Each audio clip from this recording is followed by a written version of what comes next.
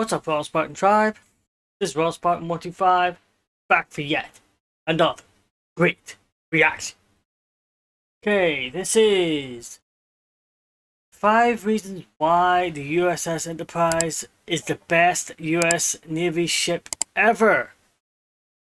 No, I think somebody requested USS Enterprise. I think it's the only one I could find. In Naval Legends? I guess is this Naval Legends? Maybe not. Might not be. I don't know who it was, but USMT it says. So I don't know. Could be just sorry, my cat is distracting me here. So I can't remember who made this one, but I will find it out before I put it up, and then I'll put it on in the description. I haven't done one of these ship ones in a while. You guys love them. I mean, I used to play World of Warships. I don't know, it just never really resonated enough with me, you know. I mean, I like playing it fine, but I could just never really get fully into it. You know what I mean? Just no interest, really. I suppose. I'm kind of a flake that way when it comes to stuff. I'm just, yeah. Unless I have like real interest in it, no, it just doesn't sit well with me at all. I don't know why. Just one of those things. Yeah. So let's jump in.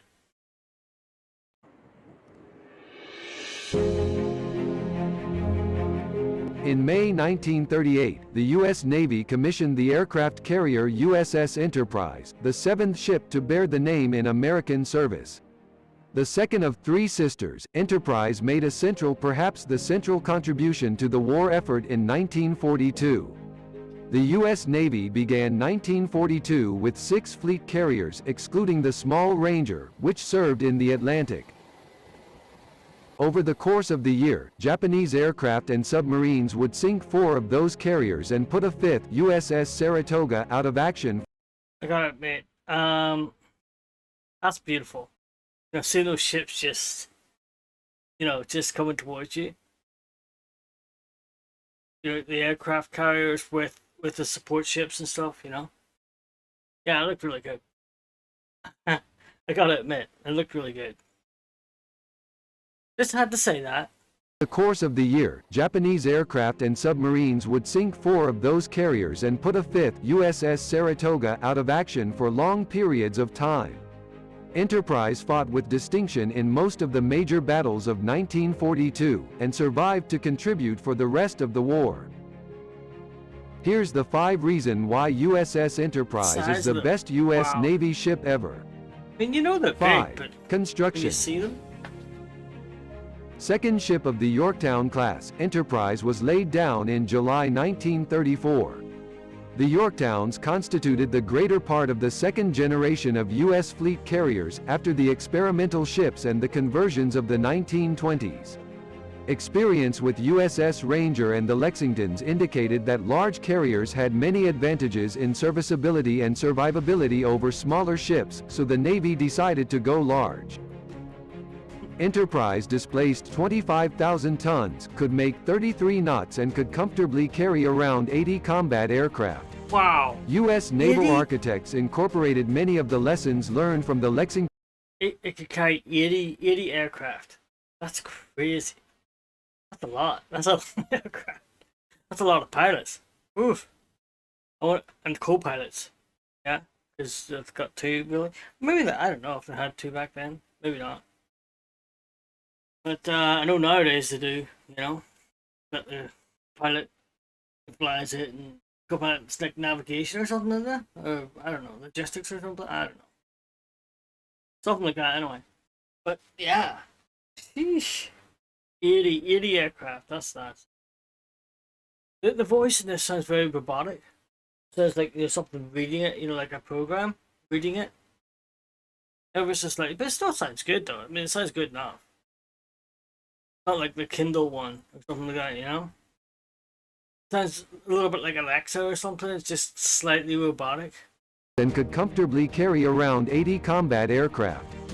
U.S. naval architects incorporated many of the lessons learned from the Lexington class into the Yorktowns, and they became the world's most advanced, effective carriers when they entered service in the late 1930s. They would provide a template for the Essex-class aircraft carriers, which would begin joining the U.S. Navy in 1943. 4. 1942, USS Enterprise joined the Pacific Fleet in 1939, and operated in a variety of roles in the years immediately preceding the war. Having just ferried aircraft to Wake Island, it narrowly missed the Japanese strike on Pearl Harbor, arriving on the evening of December 7, and putting back to sea shortly thereafter to fruitlessly search for the Japanese task force. On December 8, its aircraft found and sank the Japanese submarine I-70. Across the winter and early spring of 1942, Enterprise raided across the Pacific, striking Japanese installations on several recently acquired islands. In April, it escorted USS Hornet on the Doolittle raid, only narrowly missing the Battle of Coral Sea on its return. In late May, Enterprise sortied to intercept the expected Japanese invasion of Midway Island. Serving with its sisters Yorktown and Hornet at Midway, its dive bombers helped destroy 4 Japanese carriers, along with a heavy cruiser. This victory broke Japanese momentum in the Pacific, but did not offer any rest to Enterprise, especially as Yorktown had sunk during the battle.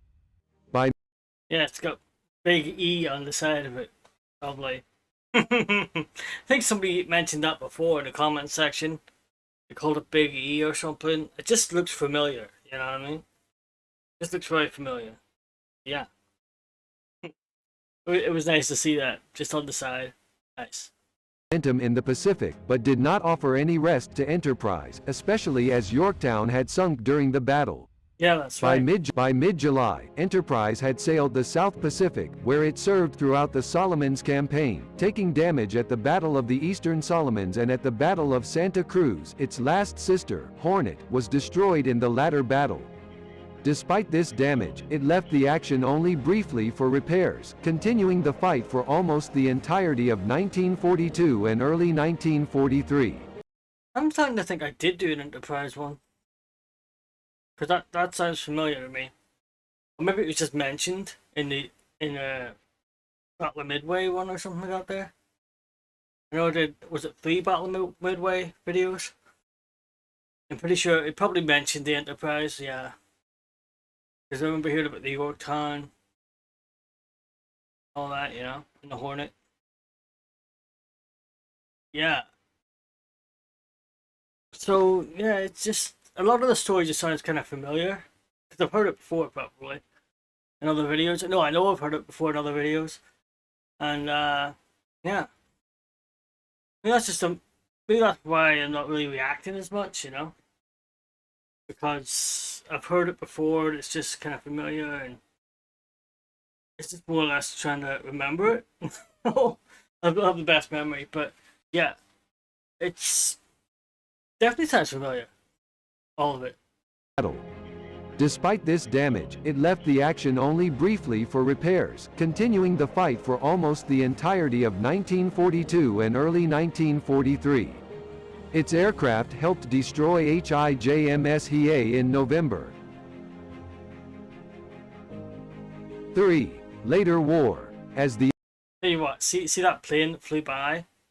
I didn't want to stop it too soon after starting before, but this is the way the plane flew by. It had like swirly sort of black lines on it and stuff. Someone used to tell me, and they used to believe, that the Americans used to try and hypnotize people with the. They honestly believed that they were used to try and like mind control and all this, you know. Oh yeah, when they turn to the side like that, and you see the swirly thing, yeah, they're trying to hypnotize you. Crazy. This, I mean, hey, he could be right. I don't know. It's supposed to be like satellite or something, or some kind of scan. I think it's like reconnaissance or something, isn't it? Something like that. But hey, he could be right. He could be right. Maybe they're trying to hypnotize people. I doubt it, but you know, you never know. You never know with those crazy Americans. 1943. Its aircraft helped destroy HIJMS Hiei in November. 3. Later war. As the Essex-class carriers began to come into service in 1943, Enterprise's importance to the war decreased. A 4-month overhaul in mid-1943 helped bring it back to full combat effectiveness. Nice. Enterprise contributed to the Great Carrier Actions of 1944, fighting at the Battle of Philippine Sea and the Battle of Leyte Gulf. These battles tore out the heart of the Japanese carrier fleet and also led to the destruction of several battleships. Yeah, that's right. In late 1944, Enterprise re-equipped for night operations, pioneering Navy efforts to maintain air superiority around the clock. It supported U.S. operations on Iwo Jima and eventually Okinawa, suffering damage from 2 kamikaze attacks in the latter. Its repairs from the final attack were completed just as the war in the Pacific ended, the most important single warship of the war. It nevertheless missed the Japanese surrender in Tokyo Bay. 2. Post-war. Enterprise's first duty in the immediate post-war period was to help return U.S. servicemen to the United States.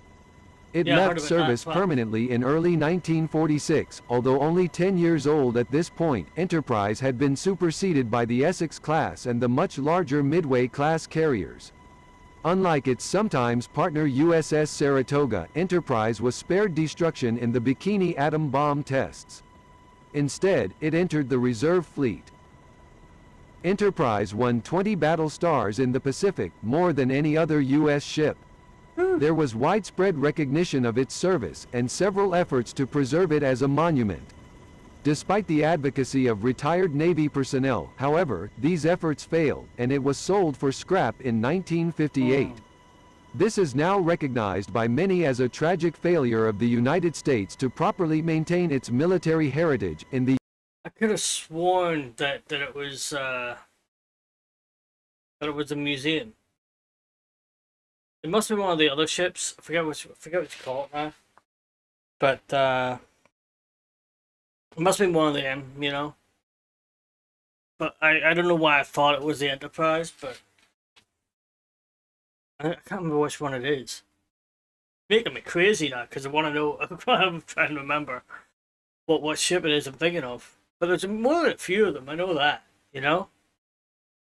Why did they sell it for scrap? That doesn't make any sense. Makes absolutely no sense at all.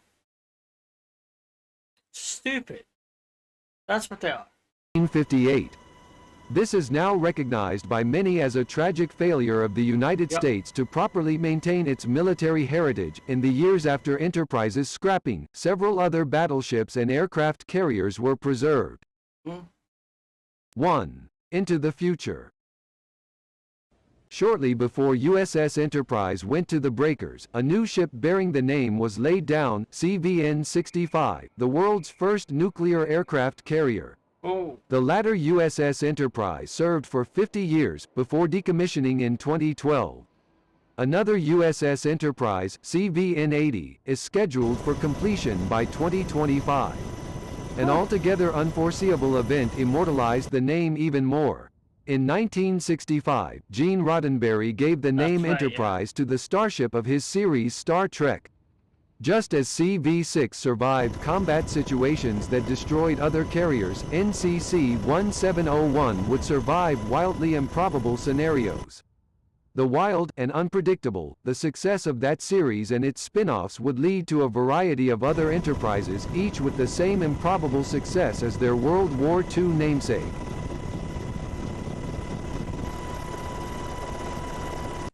That's nuts. Those guys just standing right near the edge. That would freak me out. No way. I mean, obviously they're trained for it, right? We've got the training and stuff. Still, standing right near the edge of that thing. No, not me. But yeah, I mean, obviously when you hear the name Enterprise, for me anyway, you think of Star Trek. I do anyway. It's just, yeah, like you said, it's immortalized, you know? Crazy. Other enterprises, each with the same improbable success as their World War II namesake.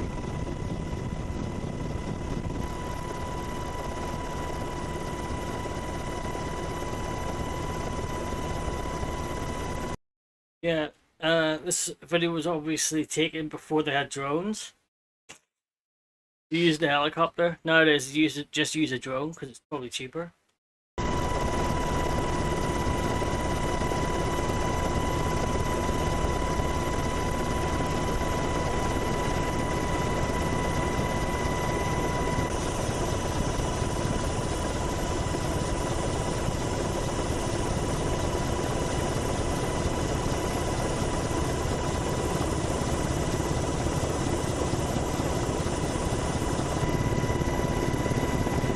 Beautiful ship.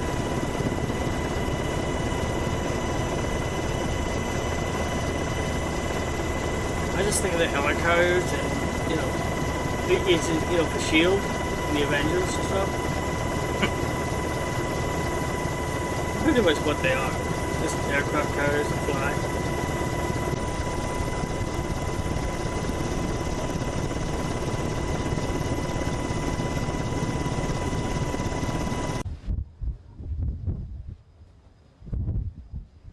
Oh. Is that a propeller plane?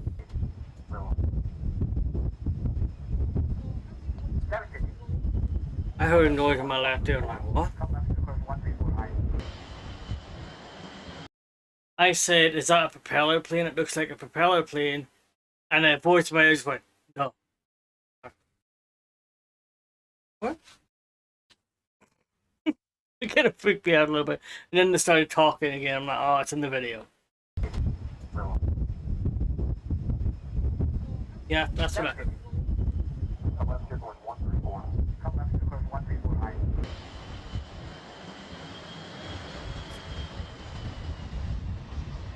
It was a propeller plane. I knew it. Oh, there goes another one. Nice.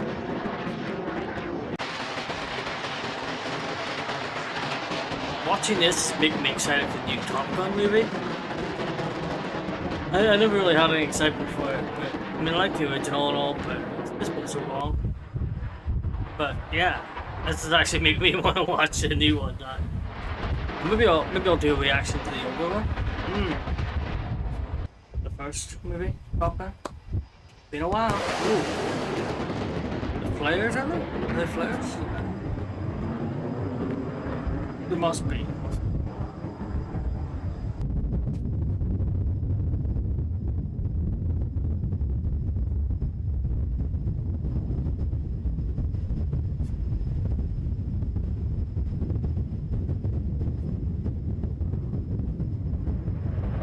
Whoa. Here it goes.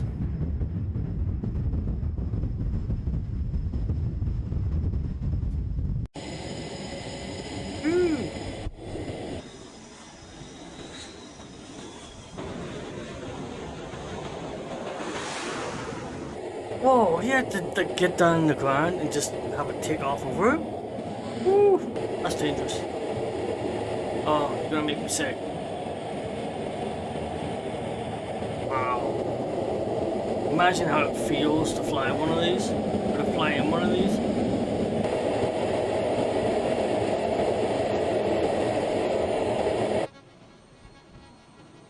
Just a porcelain.